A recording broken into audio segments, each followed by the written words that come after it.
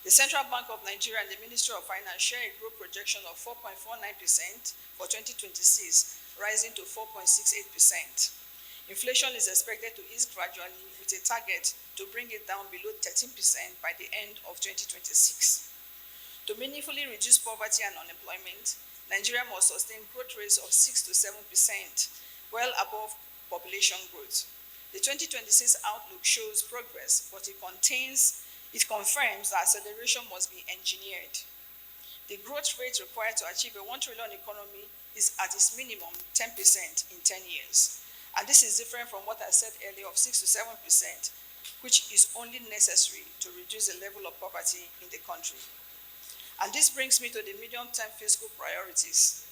Our trajectory is stable, supported by reforms to strengthen revenue performance and improve fiscal discipline. Revenues are projected at 34 trillion in 2026, driven by subsidy reform and improved compliance. Keynes once observed, the difficulty lies not so much in developing new ideas as in escaping from old ones. Our task, therefore, is not simply to spend more, but to spend better. Not merely to allocate funds, but to convert budgets into outcomes and appropriations into impact.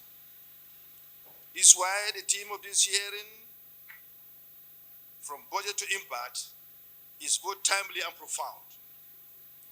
Fiscal discipline, tax reforms, macroeconomic stability, infrastructural delivery, and effective implementation are not isolated objectives. They are interlinked pillars of our national recovery and growth. When one fails, the structure weakens. When all are aligned, the nation advances. I wish to especially commend the Senate Committee on Appropriations for its diligence, foresight, and commitment to transparency.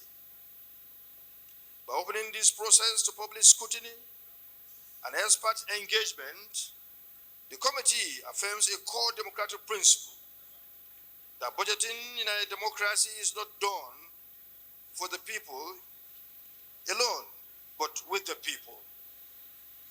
Benefits of the president reform are now evident.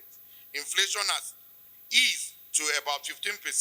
Foreign reserves exceed $42 billion. The exchange rate has stabilized, and the downstream sector, petroleum sector, is fully market-driven. These reforms have also freed up revenues, resulting in significant improved FAC allocation to state and local government, enabling growth and development at subnational level.